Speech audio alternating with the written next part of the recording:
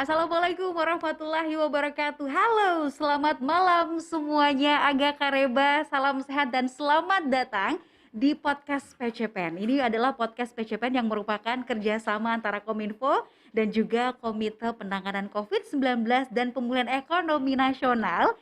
Yang pastinya di podcast PCPN ini kita akan membahas dan ngobrol seru tentang gimana sih update penanganan COVID-19 di setiap daerah dan juga pastinya gimana sih penanganan ekonomi di setiap daerah yang bukan hanya kita live dari Makassar pada malam hari ini tapi juga disiarkan dari 10 kota lainnya yang ada di Indonesia. Dan malam hari ini senang sekali saya Rifa Majid menyapa Anda para pemirsa podcast PCPN yang menyaksikan kita pada malam hari ini langsung live dari kantor ataupun studio Tribun Timur Makassar yang akan juga mengajak Anda nih ngobrol seru dengan para tamu-tamu saya yang sudah hadir pada malam hari ini di podcast PCPN untuk membahas gimana sih sinergitas di pemerintahan Kota Makassar dan juga stakeholder lainnya dalam penanganan COVID-19 khususnya juga pemulihan ekonomi di Kota Makassar. Dan malam hari ini Rifa tidak sendirian karena malam ini saya ditemani oleh dua orang yang luar biasa. Kedua-duanya tampan, saya sendiri paling cantik di sini. Masya Allah. Setuju ya? Iya. Setuju, Pak Ustadz setuju. saya langsung bilang Masya Allah. Oke, langsung saja yang pertama, beliau ini sudah tidak asing lagi lah ya pastinya dengan warga Kota Makassar. Beliau terkenal dengan kegesitannya, kreativitasnya, inovasi-inovasinya dalam memimpin Kota Makassar. Siapa lagi kalau bukan Wali Kota Makassar Bapak Muhammad Ramdan Pemantau. Assalamualaikum Aga Kareba Bapak Dani. Waalaikumsalam. Alhamdulillah Pak Ji. Sehat-sehat aja Ki? Alhamdulillah. Alhamdulillah. Walaupun tadi sebelum kesini sempat basah-basahan ya. Siap. Keliling-keliling pantau Kota Makassar. Aman Ji? Ini lagi masa-masa ini jam-jam di mana puncak pasang sehingga saya terus memonitor Ya. laporan beberapa genangan sudah mulai ada. Ya. Tapi mudah-mudahan kalau hujannya agak reda dan surut sekitar mulai jam 10, mudah-mudahan tidak terjadi banjir. Amin.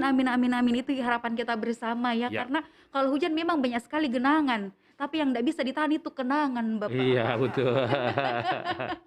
Kenangan-kenangan masa lalu dari mantan. Aduh, Betul. kita tidak akan membahas itu malam hari ini Pak Dani. Dan juga selain ada Pak Dani di sini, teman-teman sekalian, para pemirsa podcast PCPN, kita juga kehadiran Ketua Tanfiziyah PCNU Makassar Ki Haji Kasfat Sarton. Assalamualaikum Pak Kasfat, apa kabar? Baju-baju Jeki? Waalaikumsalam warahmatullahi wabarakatuh. Oh. Alhamdulillah sehat walafiat.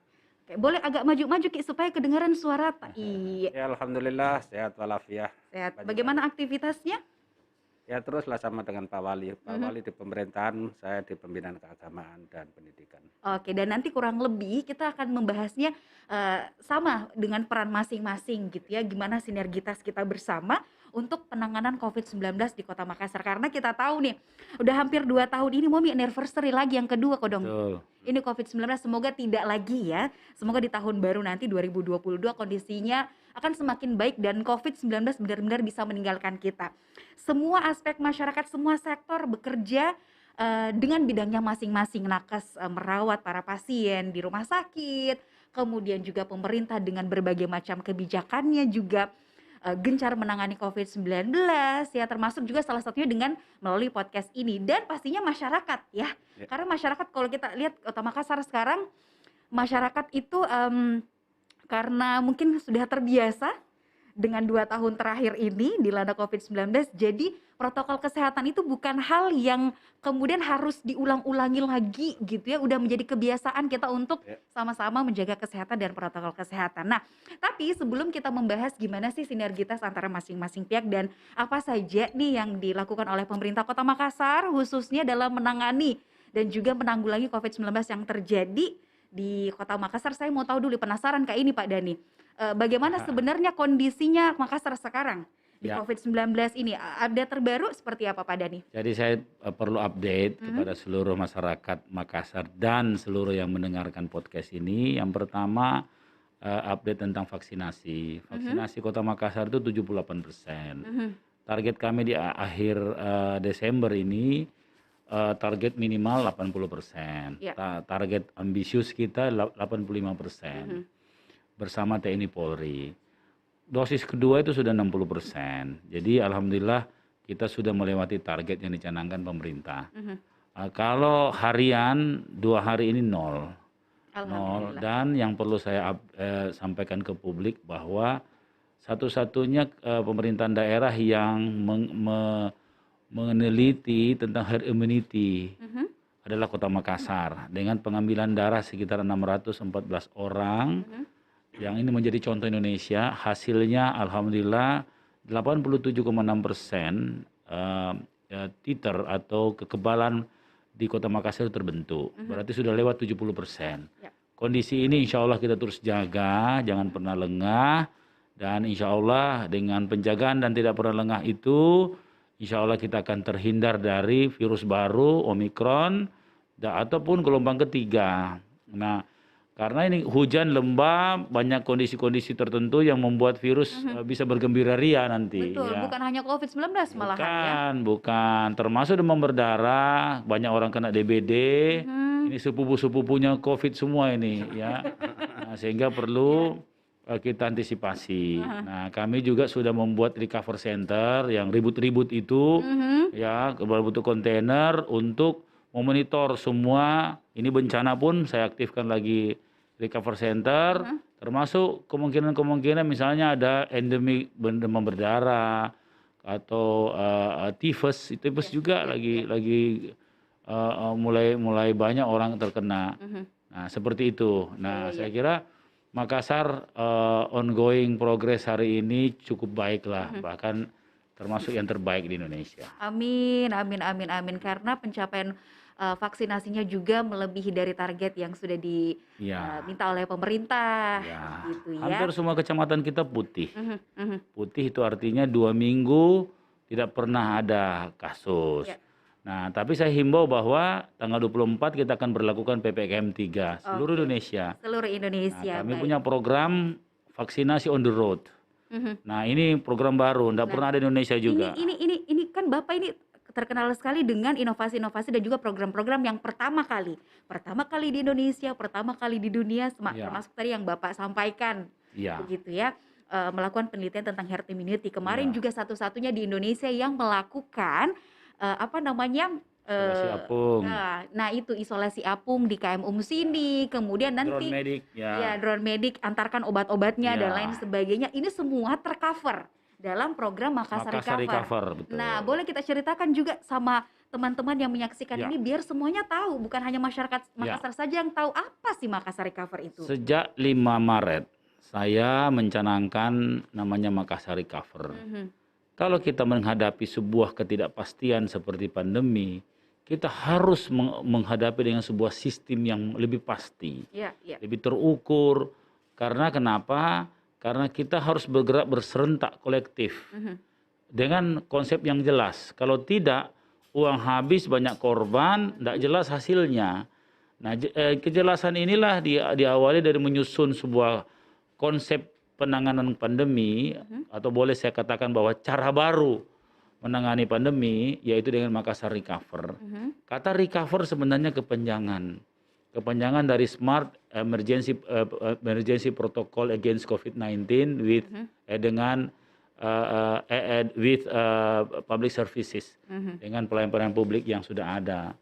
Nah, kalau recover itu kan mengandung 3 kata. Pertama, pulih, sehat, selamat. Nah, kami punya tagline peduli ki selamat ki. Sebelum peduli lindungi loh. Ada memang nih. Ada memang nih. Jadi if you care, you save. Kira-kira begitu. Selamat. Nah, Makassar Recovery itu terdiri atas 3 ekosistem. Ekosistem pertama adalah imunitas kesehatan. Bagaimana kita memperkuat imunitas kesehatan. Kami survei sudah 87,6%. Artinya Makassar Recovery berhasil. Karena sudah membentuk titer seluruh masyarakat Makassar itu 87,6%, cukup tinggi. Kemudian adaptasi sosial. Coba kita lihat di Makassar itu kalau dibanding daerah lain masyarakatnya taat masker cukup baik, cukup baik. Nah, ini terus kita bangun, terus kita perkuat adaptasi sosialnya. Jadi ekosistem kedua ada adaptasi sosial. Dan yang terakhir adalah economic recovery. Mhm. Jadi ekosistem ketiga inilah yang mulai kita bangun. Kami kick off pada saat ulang tahun Kota Makassar dengan meng-kick off sebuah kegiatan yang sederhana, tapi justru disitulah kita mulai membangkitkan ekonomi dengan minum kopi dan makan kue taripang. Iya. Nah ini dengan Di lorong lorong-lorong. wisata, ya di lorong-lorong. Oke, baik. Pak, sebelum kita lebih spesifik lagi membahas apa-apa saja turunan dari program Makassar Recovery ini kan banyak ya Banyak. dengan 3 ekosistem tadi. Saya mau ke Pak Kaswat dulu. Pak Kaswat, PCNU kan salah satu organisasi yang juga masif di masyarakat ya, juga turut terlibat dalam gimana sih bergerak ke grassroots itu untuk penanganan COVID-19. Sejauh ini gimana dari NU sendiri merapatkan umat untuk sama-sama kita tanggulangi, kita tangani, kita merangi COVID-19? Ya. Terima kasih Pak Wali yang saya hormati. Adinda. Nahdlatul Ulama sebagai ormas terbesar di Indonesia ini mengurusi masalah diniyah dan ijtimaiyah, masalah keagamaan dan kemasyarakatan, bahkan watoniyah, masalah kebangsaan. COVID ini musuh bersama, musuh dunia, bukan hanya Pak Wali tetapi juga musuh umat beragama. Sehingga Majelis Ulama pun mengeluarkan fatwa mengatur ibadah di rumah ibadah, tokoh-tokoh agama semua, kemudian juga mengeluarkan fatwa terkait hukum vaksin dan lain sebagainya, ini mendorong. Nah di Kota Makassar, Nahdlatul Ulama itu kebetulan Pak Wali juga secara pribadi beliau mustasar, beliau sebagai wali kota juga sebagai pembina kita dan selalu sinergi dengan Nahdlatul Ulama. Di Nahdlatul Ulama itu ada lembaga penanggulangan bencana. Di situ ada program NU Peduli. Jadi mulai awalnya memang kita bergerak mulai penyemprotan rumah ibadah, penyemprotan madrasah, pondok pesantren, bekerja sama dengan dinas sosial kalau tidak salah Pak Wali waktu itu. Ya. Kemudian juga mendorong bagaimana taat penggunaan masker, menjaga jarak, kemudian menghindari kerumunan dan lain sebagainya. Seluruh kebijakan pemerintah, Nahdlatul Ulama wajib untuk mensosialisasikan dan menyampaikan. Ya. Karena persoalan kesehatan itu adalah persoalan yang luar biasa. Dan COVID ini kita membuat tim ya, dari 15 kecamatan yang ada, 153 kecamatan yang ada, NU itu sudah masuk kelurahan. Oleh karena itu, apa yang dilakukan oleh Pak Wali dengan capaian-capaian itu memang luar biasa dan Nahdlatul Ulama bagian dari kecil yang ada, tetapi paling tidak apa yang menjadi kebijakan Pak Wali termasuk pada saat Hari Raya Idul Fitri, Idul Adha, NU menjadi garda terdepan untuk mensosialisasikan. Iya. NU selalu menjadi garda terdepan untuk mensosialisasikan apa kebijakan-kebijakan dari pemerintah Kota Makassar. Satu support system yang luar biasa kalau saya bilang NU sendiri. Tapi kan biasanya di masyarakat nih, Pak Kaswat, sering ada informasi-informasi yang simpang siur begitu, termasuk mungkin yang juga sudah di counter sama PCNU sendiri. Kalau dari NU sendiri bagaimana menanggapi hoax-hoax yang beredar soal COVID-19, soal misalnya kayak kemarin tidak boleh sholat jamaah begini dan lain sebagainya. Bagaimana itu Pak? Jadi kalau terkait masalah sholat jamaah dulu kan waktu awal-awalnya Pak Wali ya, kenapa masjid ditutup, pasar dibuka? Kita tahu bahwa sholat berjamaah itu hukumnya sunat muakkad. Mencegah penyakit hukumnya wajib. Maka yang wajib harus didahulukan. Kaidah Nahdlatul Ulama adalah darul mafasid muqaddamun alal jalbil masolih. Kemudian isu berkembang ketika vaksin muncul, isu lagi, yaitu isu vaksin mengandung babi. Itu luar biasa Pak Wali. Jadi oleh karena itu Nahdlatul Ulama dengan Dewan Suriah, Rois Suriah, mengeluarkan semacam edukasi bahwa di dalam kaidah usul fikih itu ada namanya istihlak. Istihlak itu bercampurnya unsur najis dengan unsur halal, campur. Misalnya ada unsur babi, ini najis. Tetapi kalau campur dengan zat hidup, itu bisa menjadi suci. Contoh lagi Pak, kalau di dalam Al-Quran itu ada ayat hurrimat alaikumul maitatu waddamu walahmul khinzir. Diharamkan bagi kamu bangkai, darah, daging babi. 3 yang disebut, satu ayat satu posisi. Darah, bangke, saya ambillah darah dengan daging babi, unsur babi. Pada saat donor darah, itu tidak ada pernah mempersoalkan kenapa darah yang najis dimasukkan ke dalam tubuh. Nggak ada yang mempersoalkan. Kenapa begitu vaksin, kenapa ini adalah ini unsur babi, ini dari Cina, adalah rame.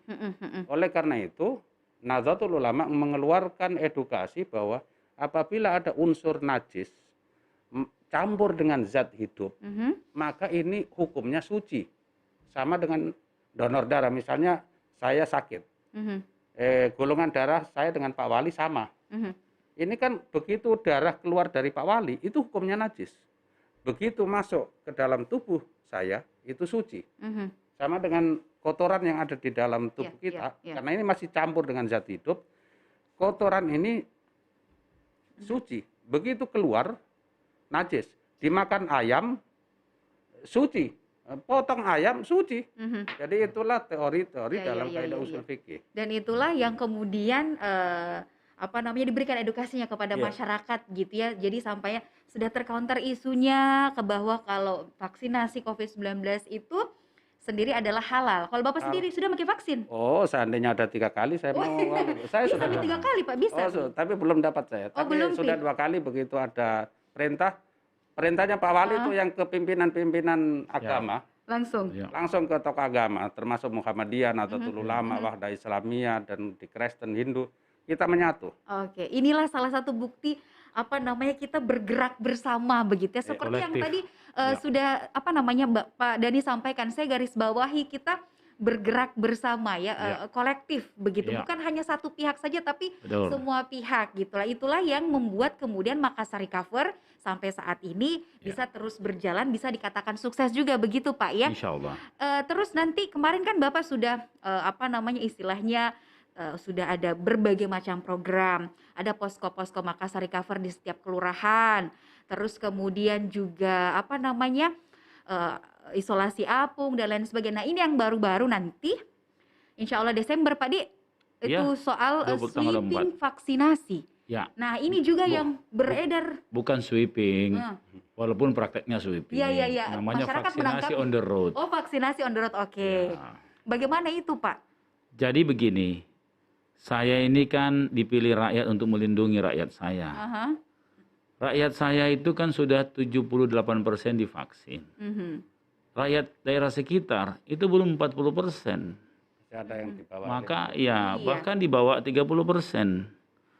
Dan kalau tahun baru mereka akan menyeberang kota.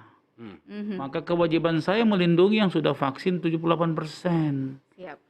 Caranya adalah saya akan vaksin di jalan-jalan bersama TNI Polri. Ya, siapapun yang belum vaksin atau belum dosis 2, langsung kita vaksin di situ.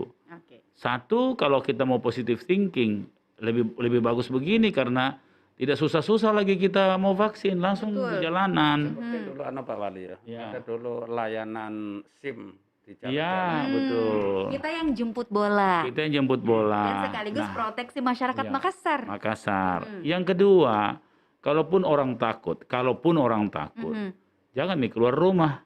Di rumah begitu saja. Iya. Jadi mengurangi mobility. Dan yang ketiga adalah kita selalu ingin memang mencari orang yang sisa belum divaksin ini kan makin besar vaksin makin susah nyarinya. Nah, kita nyari di jalanan lah kira-kira begitu. Tapi ini bukan berarti serem sekali nanti begini. Enggak. Nanti ada yang bilang saya dipaksa ini Ya, enggak dipaksa. Tidak seperti itu, Pak, tapi memang sudah saatnya sekarang itu tadi karena saya ingin melindungi rakyat Makassar. Karena Makassar ini sudah 78%, saya yakin sebentar lagi 80%. Amin. Nah, sehingga itu tadi kolektivitas Makassar ini mesti terjaga. Ya, tidak juga mengurangi saudara-saudara kita dari daerah.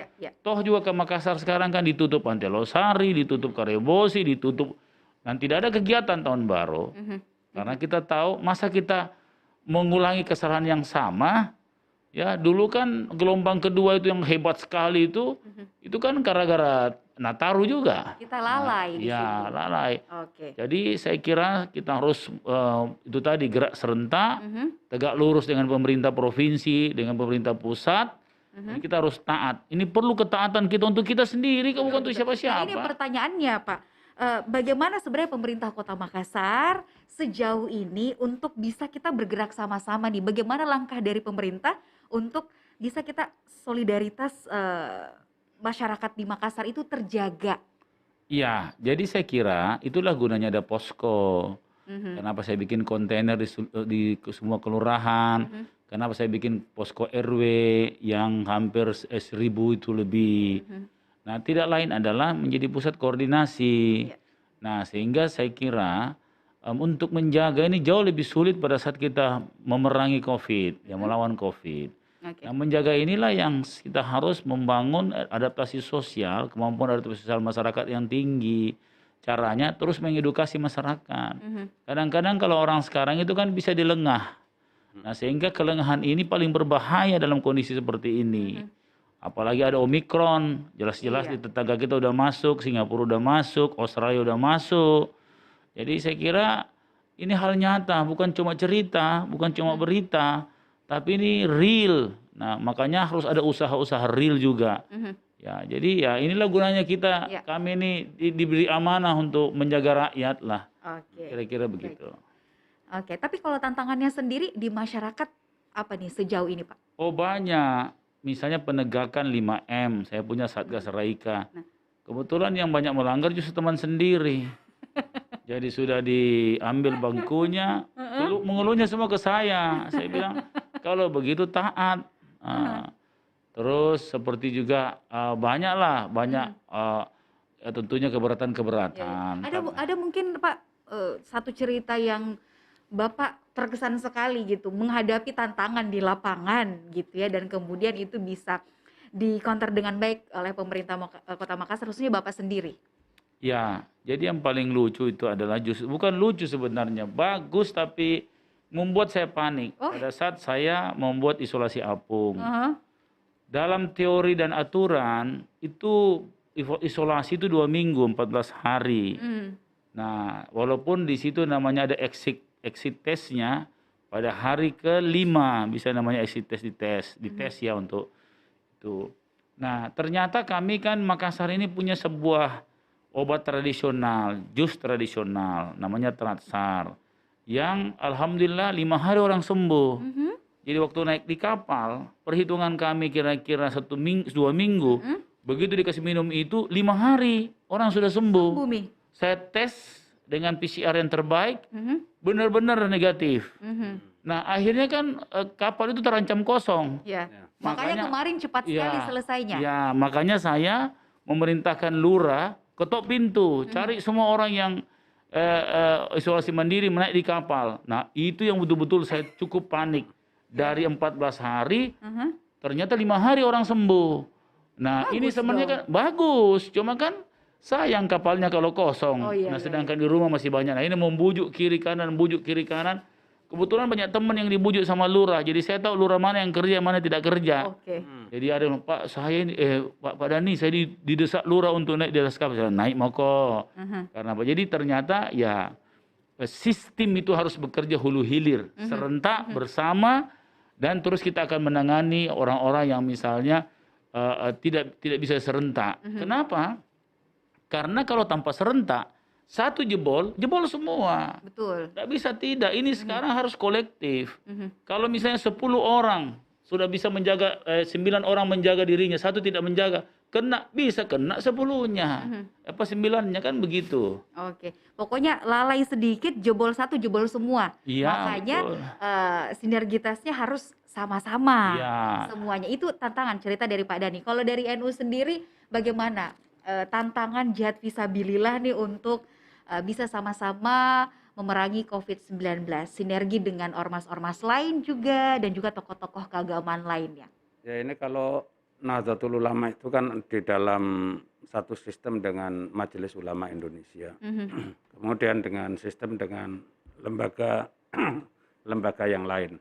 Oleh karena itu di majelis-majelis keagamaan atau ormas-ormas Islam itu Pak Wali beberapa kali mengumpulkan, dan apapun yang diambil oleh kebijakan wali kota sebagai ulil amri, maka kita harus menyampaikan bahwa kewajiban kepada Allah, Rasul, dan ulil amri adalah pemerintah. Dasarnya adalah ini tasarruful imam ala ra'iyah manutun bil maslahah. Apabila kebijakan pemerintah orientasinya kemaslahatan dan kesehatan, wajib diikuti.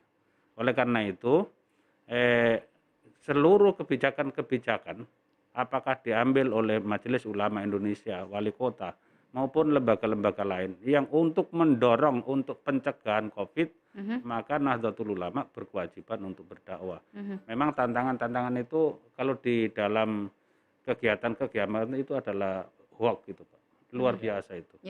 Yang paling berat kemarin waktu akhirnya kita tidak menyelenggarakan Idul Fitri. Iya, betul. Itu betul-betul gara-gara hoax ini.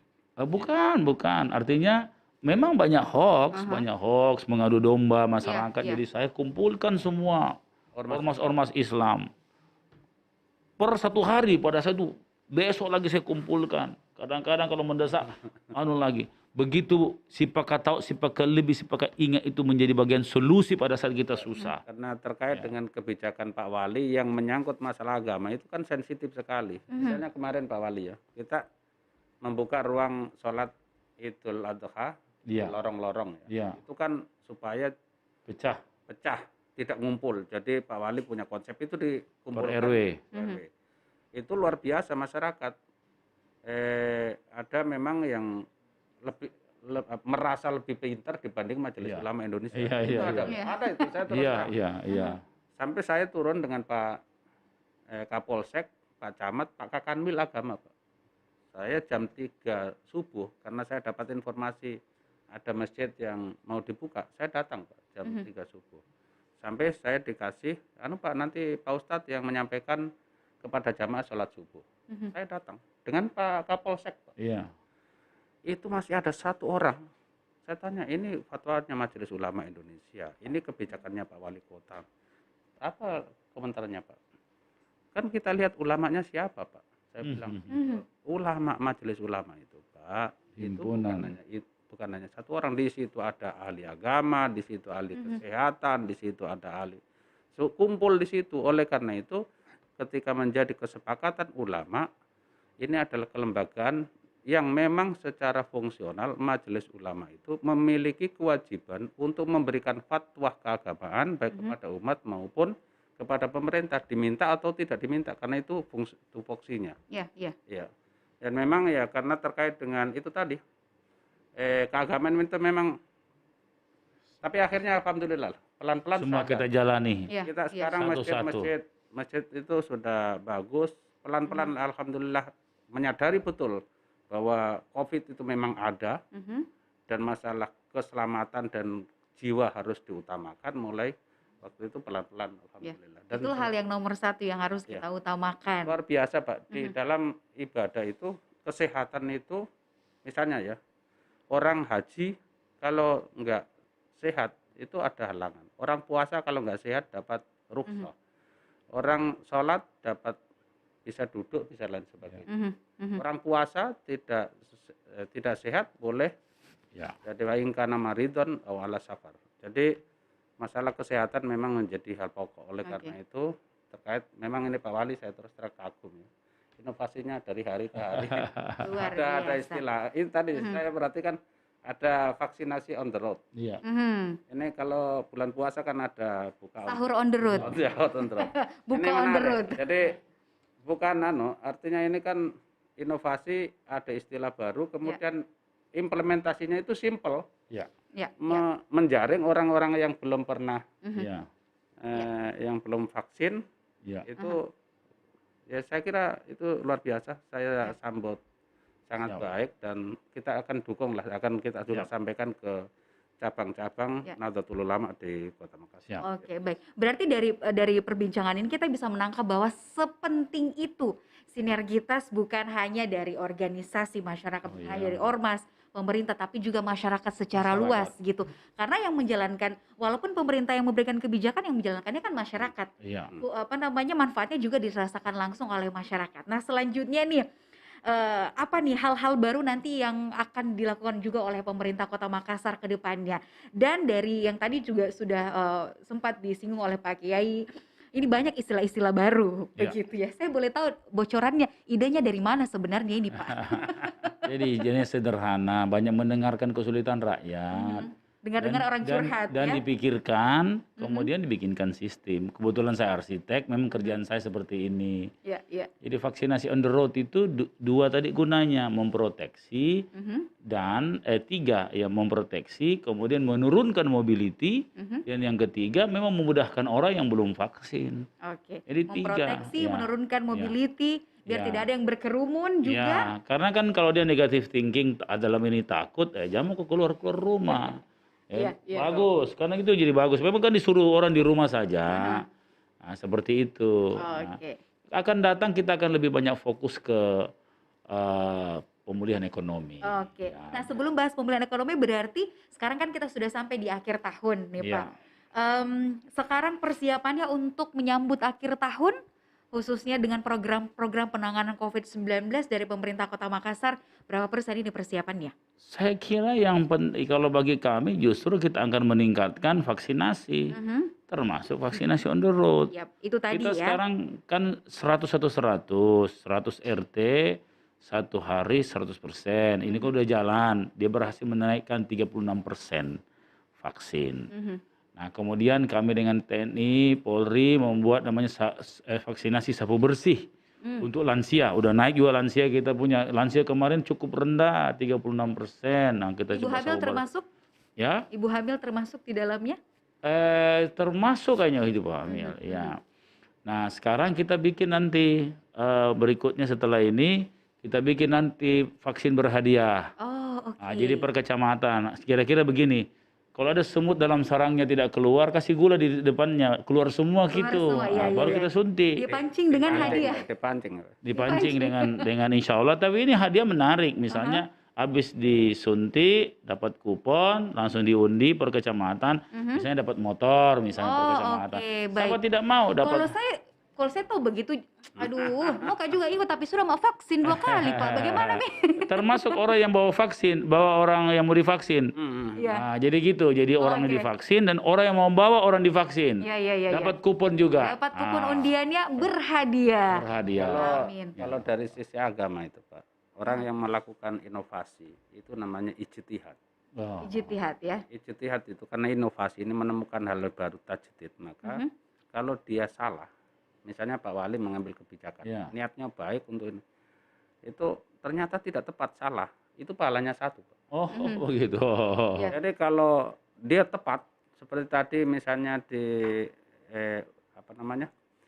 Mandiri Apung, Ya, isolasi mandiri. isolasi Apung, ya. Apung, targetnya 2 minggu, 2 minggu jadi 5 ternyata hari. sekian hari-hari, itu pahalanya 2 Pak. Oh, Jadi oke. kalau inovasi di dalam agama itu namanya ijtihad, kalau tepat pahalanya 2, kalau salah gitu. pahalanya 1. Oke. Makanya ijtihad dalam Islam tidak ada yang berdosa, justru berpahala. Itulah para mujtahid ulama-ulama yang memiliki kapasitas. Itu ijtihadnya luar biasa Pak. Iya. Misalnya yang batalkan wudu, ini. Banyak sekali. Iya, Jadi Ya. dan memang Pak Wali banyak pahalanya Pak. Amin. Asal jangan enteng jodoh aja, Pak. Cukup nih Pak Di. Cukup. Oke, ijtihad ya dalam agama, Ya, inovasi. Inovasi itu juga yang kita lihat bukan hanya dari pemerintah Kota Makassar tapi juga masyarakat. Ya. Karena kita ini masif langkahnya. Melihat warga yang susah, warga yang lain juga terfikirkan untuk Betul, berinovasi, bantu sesama, banyak Betul. gerakan-gerakan. Kemudian dari COVID-19 ini Pak, banyak sekali komunitas-komunitas sosial yang kemudian lahir. Kemudian lahir, termasuk komunitas drone. Drone medik itu lahir dari komunitas. Oke. Ya, saya cuma kasih ide aja. Dia lihat begini, bagaimana kalau kau angkatkan orang obat, masa obat ringan begitu harus dibawa sama kapal ke isolasi Apung. Cocok. Masa kalau orang misalnya satu rumah kena COVID, Grabnya tidak mau angkat tidak mau antar makanan apa semua, kau antarkan makanan di situ. Iya. Bersedia mereka. Nah, Saya pakai komunitas kok. apresiasi apa yang diberikan dari pemerintah Kota Makassar kepada teman-teman komunitas, kepada masyarakat-masyarakat yang tergerak untuk Ya. saling membantu sesama? Kami cuma kasih penghargaan piagam, kasihan mereka. Tapi mereka luar biasa jadi heroes, jadi warriors di kondisi-kondisi seperti ini. Memang kondisi sulit seperti ini kita butuh pahlawan-pahlawan seperti teman-teman ini, termasuk pahlawan kesehatan, pahlawan drone kemarin. Banyak orang yang supir, kita kekurangan supir karena 24 jam. Ada beberapa supir Mas, kemudian pada saat kita dulu tadinya mayat dari yang dah hasil dari COVID itu tidak ada, bukan kita yang angkut, sekali diangkut akhirnya kita mobilisasi semua orang-orang untuk mengantar itu. Itu kan pahlawan-pahlawan semua yang orang tidak pernah tahu.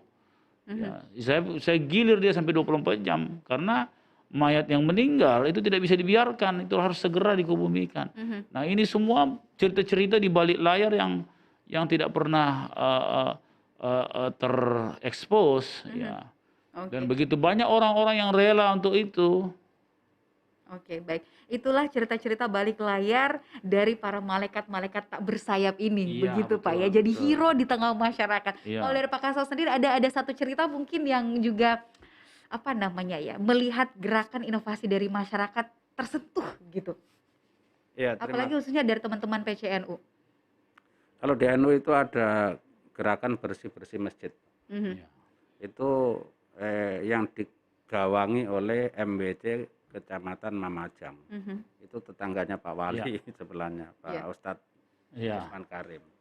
Itu setiap hari Sabtu dan hari Ahad itu melaksanakan kegiatan BBM, bersih-bersih masjid. Dan itu juga sekaligus melakukan sosialisasi di samping membersihkan lingkungan, juga edukasi terkait dengan pencegahan COVID. Nah, ini kerjasama NU, kerjasama dengan DMI, Pak, Dewan Masjid Indonesia. Oleh karena itu, jadi inovasi-inovasi yang seperti ini memang harus selalu didorong, apalagi kalau dari komunitas anak-anak muda itu, Pak Wali. Ya, memang ini Nahdlatul Ulama bagian dari pemerintah karena kita itu selalu memegang prinsip Rasulullah dalam rangka membangun masyarakat yang kuat, yang sehat, dan itu ada bi'adlil umara dengan kebijakan-kebijakan pemerintah, bi'ilmil ulama dengan ilmu-ilmu ulama untuk melakukan sosialisasi, termasuk sosialisasi kebijakan-kebijakan kemasyarakatan. Juga bisa khawatir dunia ekonom juga harus turun karena ini COVID ini kan perlu anggaran yang besar, Pak. Oleh karena itu para dermawan ini kan luar biasa ini. Kemudian yang tidak kalah pentingnya adalah bid'awatil fuqara. Doanya orang-orang kecil, rakyat kecil itu. Jadi apabila tadi yang Pak Wali memberikan apresiasi kemudian mendapat kebaikan-kebaikan itu luar biasa. Oleh karena itu terkait dengan inovasi-inovasi yang ada di dalam rangka penanggulangan COVID, maka NU juga ikut. Baik, salah satunya juga yang harus kita fokusi bersama selain penanggulangan COVID-19 yang masuk dalam salah satu ekosistem dalam Makassar Recover adalah pemulihan ekonomi. Benar. Pak Di, nah sekarang kan kita, ini udah akhir tahun. 2022 masuk tahun yang baru, tentunya ada harapan baru dari masyarakat ya. Khususnya mungkin pelaku UMKM yang kemarin sempat sangat-sangat terperosok gara-gara COVID-19, gara-gara PPKM dan lain sebagainya. Apa nih langkah yang di tahun 2022 nanti akan betul-betul digenjot sama pemerintah Kota Makassar dalam langkah pemulihan ekonomi? Jadi konsep kami dari ekosistem pemulihan ekonomi ini, yang pertama hibridisasi ekonomi.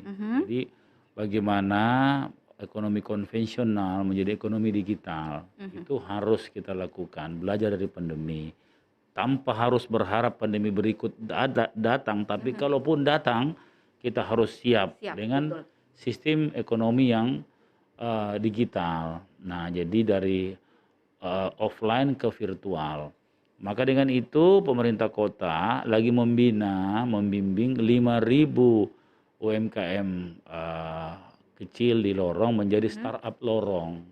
Sejalan dengan 5.000 lorong wisata. Nah, begitupun lorong wisata, kemudian nanti kami juga lagi sedang mempersiapkan Ojol Day dan beberapa inovasi-inovasi yang lain. Tapi yang jelas adalah hibridisasi ini sudah mulai dilakukan. Yang kedua, kami membuat namanya inkubator center. Nah, inkubator center itu pemerintah kota jadi off-takernya UMKM. Kan UMKM punya satu pertanyaan yang selalu tidak bisa dijawab. Siapa mau beli kok dong? Kalau saya bikin ini. Maka pemerintah kota jadi pembeli. Ada inkubatornya. Inkubatornya sampai dia mandiri. Nah, maka kita yang packaging, kita yang sizing dia, kita yang marketing, kita yang desainkan dia punya packagingnya. Nah, tapi kalau dia sudah bisa lepas, kita lepas. Pengalaman ini kita lakukan di bank sampah kemarin. 7 tahun kami punya pengalaman. Jadi bukan coba-coba, kami sudah punya pengalaman. Nah, sebagai platform paling tingginya adalah kami membuat Marvek namanya. Marvek ini sebuah ekosistem aplikasi platform yang dibuat. Kita punya kan 7 tahun lalu sudah punya, tapi kita bikin jauh lebih modern. Yaitu bagaimana memperkuat para produsen untuk langsung ketemu penjual. Karena hari ini dengan sistem online yang ada, dengan para unicorn itu hanya kan aplikasi yang mempertemukan pembeli dan penjual. Tapi penjualnya bukan produsen. Bisa saja dia jadi pengumpul. Maka ini adalah pemerintah kota akan membuat dari produsen langsung ke penjual. Jadi banyak mata rantai yang diputus. Nah, termasuk itu TTR. TTR itu adalah Mart Mobile Smart Enterprises. Jadi TTR itu adalah pegandeng listrik digital yang keliling rumah ya dengan pakai motor listrik. Nah, seperti itu. Itu pun juga sama dengan Cokmo. Cokmo itu komuter metro moda. Yaitu ini akan mengunjungi 5.000 lorong itu diputarin terus semua. Sehingga orang lebih mudah. Jadi kita sangat serius mendesain dari hulu hilir soal kebangkitan pemulihan ekonomi. Nah, makanya dari mulai produk itu tadi, mulai dari Taripang. Kami survei orang yang minum kopi dan minum teh di Kota Makassar 1 juta orang. Kalau semua kita per hari. Nah, saya ini minum kopi sampai 10 gelas satu hari. Kalau kita asumsikan 1 gelas 1 orang, 1 juta gelas. Ya, kalau kita tambahkan di situ Taripang, berarti 1 juta Taripang setiap hari. Berarti ini jadi peluang-peluang ekonomi baru juga. Oh iya, jadi bayangkan kalau 1 juta Taripang, 2.000 mau. Tapi di tempat restoran mewah 11.000 loh satu kali Taripang. Ini pun kecil kita bikin. 2.000, berarti 2 miliar per hari. Kalau 1 tahun berarti 720 miliar hanya Taripang. Nah, saya mau explore ini bolu cuke sama Baruasa. Baruasa ini punya potensi mengalahkan makarun. Dan bolu cuke ini bisa mengalahkan brownies. Nah, jadi inilah model-model yang kita harus seriusi. Sekecil apapun. Apalagi melibatkan ibu-ibu. Oke. Berarti dari sini tercover nih. Dari segi pariwisatanya dapat Pak ya, dapat ekonominya juga. Dapat. Ini juga sejalan dengan program pemulihan ekonomi nasional dari pemerintah pusat. Iya. Begitu. Oke. Apa harapannya Bapak ke depan di tahun selanjutnya, tahun 2022, khususnya dari pemulihan ekonomi sendiri, kemudian dan juga menjaga bagaimana biar angka COVID ini tetap bisa 0 aja lah, diturunkan seturun-turunnya di tahun depan. Apa harapannya? Jadi alangkah bodohnya kita kalau kita belajar dari hikmah pandemi. Hikmah pandemi yang pertama adalah kita harus berkolaborasi. Kedua, kita harus beradaptasi. Yang ketiga, kita harus cari jalan keluar dalam bentuk inovasi. Dan yang keempat, kita harus bergerak bersama secara kolektif. 4 pelajaran yang penting. Nah, maka dengan itu kita kompres lagi, jangan lengah, ya kira-kira begitu. Dan jangan pernah menyerah. Nah, yang kedua adalah giliran sekarang kita bangkit.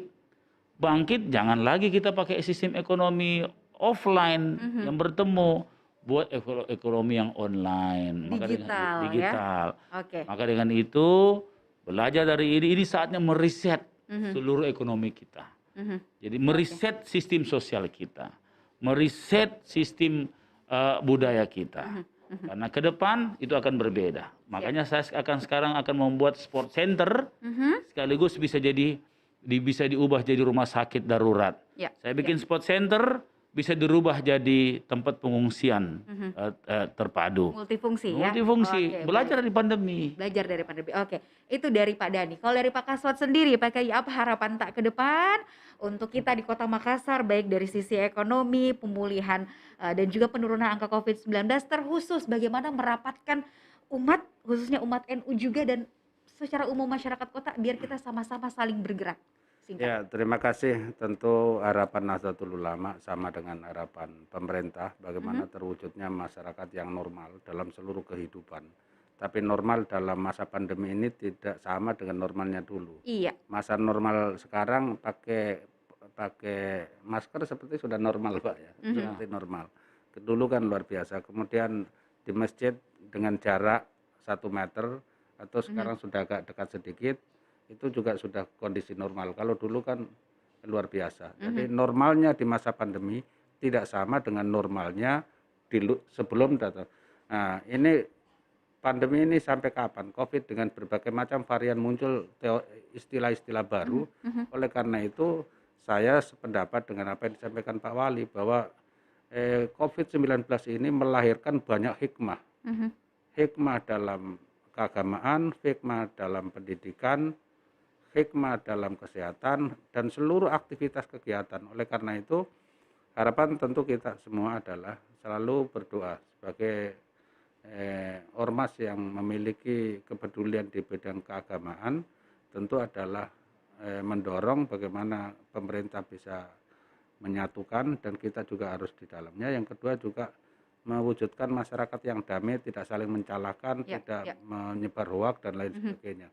Itulah harapan, mudah-mudahanlah 2022 memberikan harapan yang baik. Amin, amin, amin, amin, amin. Kita doakan bersama semoga tahun yang baru nanti 2022 menjadi tahun yang lebih baik dari 2 tahun sebelumnya, dan banyak harapan-harapan baru yang lahir dari masyarakat dan juga dengan sinergitas bersama dengan pemerintah. Amin. Pak Dhani, Pak Kaswat, terima kasih banyak. Sebenarnya masih banyak ini yang saya mau cerita, tapi kita terbatas oleh waktu. Betul. Dan juga pastinya obrolan ini semoga bisa bermanfaat. Amin. Bukan hanya untuk masyarakat Kota Makassar, tapi juga semua yang menyaksikan live kita pada malam hari ini melalui channel YouTube dan juga bekerja sama pastinya ini di podcast ini, podcast PCPEN, Kominfo dan juga Komite Penanganan COVID-19, Kementerian Kominfo dan juga Komite Penanganan COVID-19 dan Pemulihan Ekonomi Nasional bisa memberikan pencerahan bagi kita semua ya. Semakin lebih baik lagi, dan pastinya teman-teman semua pemirsa podcast PCPEN, itu tadi obrolan saya bersama dengan Pak Dhani dan juga Pak Kaswat tentang cerita di Makassar soal gimana penanganan COVID-19 dan juga langkah-langkah pemulihan ekonomi yang ada di Kota Makassar. Semoga bermanfaat, dan pastinya mari sama-sama kita menjaga diri dan orang sekitar. Mari sama-sama kita lawan COVID-19 ini. Caranya adalah yang pertama, mulai dari kamu dan juga lalu orang-orang terdekatmu, dengan pastinya juga melakukan mematuhi protokol kesehatan dan juga melakukan vaksinasi. Yang pasti adalah kesehatan kita pulih, ekonomi bangkit. Saya Rifa Majid dan juga kedua narasumber yang saya yang luar biasa pamit undur diri. Sampai jumpa di podcast PCPEN selanjutnya yang masih akan live besok dari Kota Makassar. Kami pamit. Assalamualaikum warahmatullahi wabarakatuh. Salam kita pada salama. Waalaikumsalam warahmatullahi wabarakatuh. Terima kasih banyak Pak. Terima kasih Pak Dhani.